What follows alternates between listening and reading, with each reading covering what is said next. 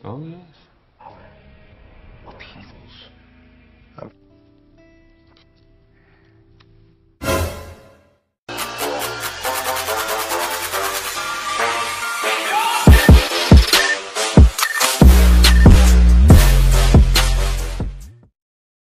Hai guys, kembali lagi di MVT21. So, di video kali ini kita akan membahas film yang berjudul Vanilla Sky dengan tokoh utamanya yang bernama David Ames Jr. So, opening kali ini pendek sekali, jadi tanpa berlama-lama, mari kita langsung saja ke alur ceritanya. Check it out.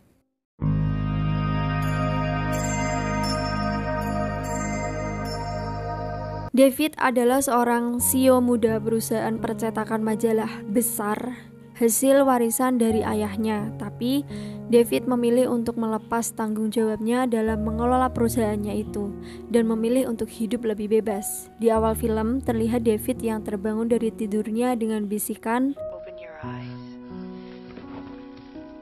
dan dia pun bangun dengan wajah yang stres seperti orang yang lelah bekerja. David lalu mengendarai mobilnya, tapi kemudian dia terserang panik ketika menyadari kalau jalanan yang dilewatinya tidak ada tanda-tanda kehidupan sama sekali, meski gedung-gedung di sekitarnya nyala. David pun turun dari mobilnya lalu berlari dan berteriak ketakutan karena mengira di dunia itu hanya tinggal dia sendirian. Seketika itu dia pun terbangun lagi dari tidurnya dan ternyata semua itu hanyalah mimpi buruknya David saja. Dan dari sinilah kisah pun dimulai. David ini adalah seorang playboy berwajah tampan yang dikagumi para wanita. Dan saat bangun itu, di kasurnya David ternyata ada seorang wanita yang habis tidur sama dia di malam sebelumnya. Wanita itu bernama Julie. Julie sangat mencintai David dan berharap dia akan menikahinya kelak. Tapi David hanya menganggapnya sebagai teman bercinta aja, gak lebih. Saat di kantor, David terlihat hanya sibuk bermain-main dan gak terlalu serius dalam memimpin perusahaannya itu. Singkat cerita, di suatu malam saat di pesta acara ulang tahunnya, David bertemu dengan seorang wanita yang sangat cantik. Wanita bernama Sofia yang datang bersama sahabatnya yaitu Brian. Melihat wanita itu, David pun langsung terpesona dan dia pun langsung jatuh hati pada pandangan pertama dengan Sofia yang berpenampilan sederhana dan tidak glamor. Berbeda dengan wanita-wanita lain yang selama ini pernah David temui. Tapi di pesta itu, Julie yang masih mengharapkan cintanya David terus-menerus mengawasi David dan merasa gak terima kalau David deket sama perempuan lain.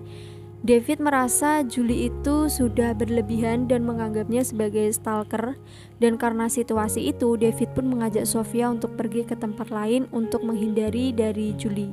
Awalnya Sophie tampak belum tertarik sama David, tapi David yang terus-menerus merayunya lama-kelamaan jadi ikut seneng ngobrol sama si David itu. Dan sepulangnya dari pesta itu, David mengantarkan Sofia ke rumahnya. Saat di rumah Sofia, David terus-menerus menggali kepribadian Sofia yang semakin lama mungkin membuat David semakin jatuh cinta lebih dalam lagi. Momen kebersamaan mereka pun berlangsung penuh canda dan tawa seperti mereka itu saling melukis satu sama lain, mendengar musik bersama, dan banyak hal lainnya. Sampai saat ketika David ingin pulang, Sofia pun menyuruh David untuk memejamkan matanya karena Sofia ingin mencium dahinya si David. Namun tanpa sengaja Sofia justru malah mencium bibirnya David dan itu pun membuatnya malu setengah mati. Saat setelah keluar dari rumahnya si Sofia ini, ternyata Julie lagi nungguin David di luar. Julie pun lalu mengajak David untuk masuk ke dalam mobilnya sekedar untuk berkeliling sejenak. Tapi disinilah kesalahan terbesar di hidupnya David. Andai saja David enggak menuruti Julie dan enggak masuk ke mobil itu, mungkin David dan Sophia masih bisa bersama. Namun Julie dinyatakan meninggal dunia dalam kecelakaan itu, sementara David selamat tapi tangan kanannya lumpuh dan sebelah wajahnya rusak parah. Dan sekarang David bukan lagi pria tampan yang dengan mudahnya menarik hati para kaum wanita. Dan karena di waktu itu ilmu kedokteran tentang operasi plastik belum begitu berkembang, alhasil sebanyak apapun David membayar dokter terbaik di kota itu pun, sang dokter tetap belum tahu bagaimana cara untuk mengembalikan wajah David seperti semula. Untuk melindungi wajahnya sekaligus mempercepat penyembuhannya, David harus mengenakan sebuah topeng silikon putih yang berfungsi untuk mengembalikan sel-sel kulit di wajahnya. Tapi syaratnya David harus menggunakan topeng itu selama setahun lamanya. David pun menjadi sangat stres karena dia harus menunggu selama setahun untuk bisa bertemu dengan Sofia lagi. Karena kondisi wajahnya sekarang ini gak mungkin dia nemuin wanita yang dia cintai itu.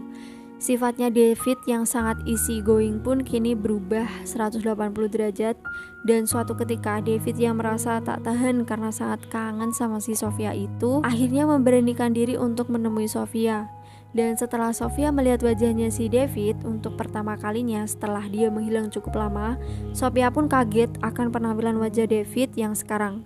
Namun karena Sofia adalah orang yang gak enakan, maka dia bisa menyembunyikan perasaannya itu dan bertingkah seolah-olah wajah David itu gak terlalu buruk. Mendengar hal itu, David pun senang kemudian mengajak Sofia untuk berpesta di sebuah klub malam bertiga bersama sahabatnya juga yaitu Brian. Lalu malam harinya saat di klub itu, Sofia terus-menerus merasa gak nyaman dengan sikap David yang sedang mabuk dengan wajah buruk rupanya. David pun menyuruh Sofia untuk mengatakan yang sebenarnya tentang wajahnya. Karena David sebenarnya tahu bahwa Sofia sedang berpura-pura menyukai David. Tapi Sofia yang merasa nggak enak pun dia nggak mau mengatakannya, lalu mengatakan kepada David bahwa akan kuberitahu kamu di kehidupan berikutnya ketika kita berdua terlahir kembali sebagai kucing. Mendengar itu, David pun tertawa lepas dan mengatakan bahwa akan kuberitahu kamu di kehidupan berikutnya ketika kita berdua terlahir kembali sebagai kucing. Oke, singkat cerita, mereka pun akhirnya pulang, dan di perjalanan pulang itu Sofia bilang bahwa dia mau pulang duluan tanpa perlu dianterin. Gak lama setelah itu, Brian pun juga mengatakan hal yang sama. Dan dari situlah David berpikir bahwa semenjak David menghilang dan muncul dengan wajah buruknya, Sofia pun meninggalkan David dan menjalin hubungan dengan sahabatnya sendiri yaitu si Brian. Membayangkan hal itu, David pun benar-benar kecewa, lalu dia pun berlari mengejar Sofia. Tapi karena terlalu mabuk, David pun akhirnya jatuh dan tak sadarkan diri. Keesokan paginya, David terbangun akibat suara bisikan Sofia yang mengatakan, "Hai." Saat terbangun, Sofia pun mengatakan bahwa dia masih sangat mencintai David. Dan ternyata bayangan tentang hubungan Sofia dan Brian yang semalam itu hanyalah imajinasinya si David aja. Karena pada saat itu dia sedang mabuk. Akhirnya mereka berdua pun pulang, dan semenjak itu mereka berdua hidup bersama. Sampailah di suatu hari saat proses penyembuhan wajah dari topeng David itu selesai. Karena sudah setahun lamanya David mengenakan topeng itu, maka di hari itu tibalah saat-saat dimana untuk pertama kalinya David akan membuka topengnya. Dan saat topeng itu dibuka, wajah David pun telah sembuh dan telah kembali seperti semula. David kini menjadi pria tampan lagi, dan itu membuat Sofia sangat bahagia. Hari demi hari pun berlalu dengan penuh kebahagiaan antara mereka berdua.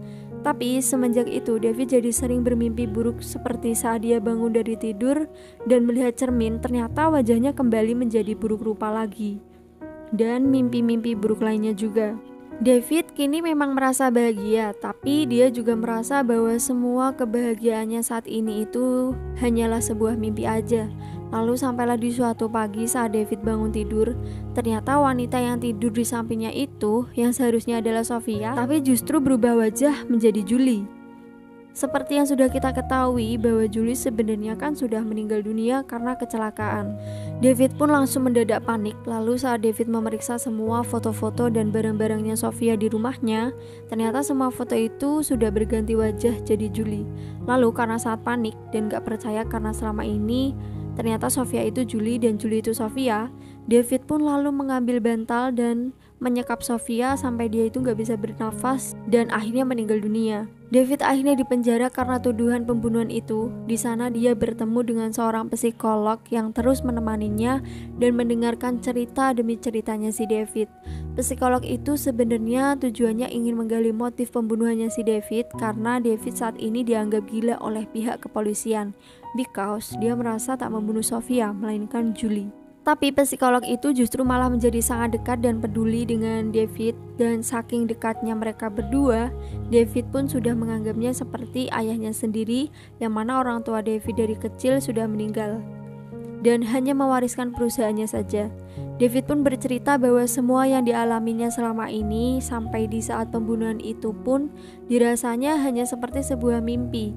Wajahnya yang dia kira dulu telah sembuh ternyata juga hanyalah sebuah mimpi. Tapi dia juga nggak tahu kenapa bisa begitu akhirnya. Setelah semua tugas psikolog itu dirasa sudah selesai, maka psikolog itu pun pergi. Namun ketika itu David pun akhirnya teringat bahwa dulu itu dia pernah mengunjungi sebuah perusahaan yang bernama Life Extension. Perusahaan itu adalah perusahaan di mana orang-orang yang merasa hidupnya hancur seperti orang-orang yang sudah berusia tua, orang yang sakit sangat parah dan lain sebagainya datang ke sana untuk nantinya dibekukan di sebuah kapsul atau cryo dengan suhu yang sangat dingin. Dan nanti orang tersebut akan dihibernasikan atau ditidurkan dalam waktu bertahun-tahun atau bahkan puluhan tahun atau bahkan berabad-abad lamanya, sehingga kehidupan orang tersebut akan berpindah-pindah dari kehidupan nyata menjadi kehidupan alam mimpi. Nah, misalnya kalau orang tersebut di kehidupan nyatanya bernasib buruk dan menderita, maka di mimpinya itu nanti dia bebas untuk mewujudkan apapun keinginannya. Bila di kehidupan nyata dia sakit parah, maka di alam mimpinya itu dia akan sehat. Dan bila orang tersebut putus cinta, contohnya seperti si David ini, maka di alam mimpinya itu dia akan sangat harmonis lagi dengan pacarnya, atau di sini tuh Sofia. Dan alam mimpi itu disebut dengan lucid dream. Tapi David pun bertanya, bagaimana bila mimpinya itu berubah menjadi mimpi buruk seperti yang sedang dia alami sekarang ini? Maka customer service perusahaan itu pun berkata bahwa di alam mimpi itu dia gak sendirian, dia akan ditemani dan dibimbing oleh seorang teknisi. Akhirnya David pun sadar bahwa selama ini yang dialaminya hanyalah sebuah mimpi. Dia pun panik lalu berlari dan berteriak memanggil teknisi itu, lalu mengatakan bahwa mimpinya saat ini telah berubah menjadi mimpi buruk. Teknisi itu pun muncul dan lalu menjelaskan semuanya pada David. Ternyata dulu ketika malam saat si David ini pulang dari klub itu dan mengejar Sofia sampai dia terjatuh, esok harinya nih, David ini tidak pernah mau lagi bertemu dengan Sofia lagi. David pun akhirnya mulai menerima kondisinya apa adanya dan mulai serius mengelola perusahaannya sampai sukses dan semakin maju. Namun di tengah hingar-bingar itu, di tengah kesuksesannya yang sangat menggebu-gebu itu, tiap malam David selalu merasa kesepian dan selalu merindukan Sofia setiap saat. Hingga rasa rindunya itu sudah tak tertahankan lagi. Akhirnya David pun menemukan di internet ada sebuah perusahaan lucid dream. David pun menandatangani kontrak dengan perusahaan itu dan kemudian dia pun tertidur berhibernasi dan dimasukkan ke dalam sebuah kapsul atau cryo. Semenjak itu pun David dianggap telah meninggal dunia dan sahabatnya yaitu Brian mengadakan acara peringatan 3 hari di rumah David. Tapi semenjak itu juga, semenjak si peninggalannya David itu, ada seorang yang tak akan pernah bisa melupakannya. David yang mengira Sofia telah pergi meninggalkannya, ternyata dia telah salah. Sofia tak pernah melupakannya sama sekali, bahkan sedetik pun. Tapi justru Sofia lah satu-satunya yang tak akan pernah bisa sembuh. Akhirnya saat sampai di puncak gedung, sang teknisi pun berkata bahwa dia telah memperbaiki masalah mimpi buruknya dan sudah menjadi normal lagi. Kini David tinggal memilih untuk melanjutkan alam mimpinya itu, atau alias dia akan melanjutkan hibernasinya atau bangun dari tidurnya dan kembali ke dunia nyata. Tapi di dunia nyata nanti sudah sangat jauh berbeda dengan yang David ingat sebelumnya, karena David telah tidur selama ratusan tahun lamanya. Kondisi keuangan David pun sekarang sudah tidak seperti dulu lagi dan sudah sangat menipis. Tapi David akhirnya lebih memilih untuk tetap bangun, dan sepahit apapun itu akan tetap lebih baik alam kenyataan daripada alam mimpi. Dan sebelum David melompat dari gedung itu, David memiliki sebuah permintaan untuk bertemu dengan Sofia untuk yang terakhir kalinya. Saat bertemu Sofia, David pun berkata bahwa, "Lihatlah, aku dibekukan dan kamu sudah mati. Aku sudah kehilanganmu saat kecelakaan mobil itu."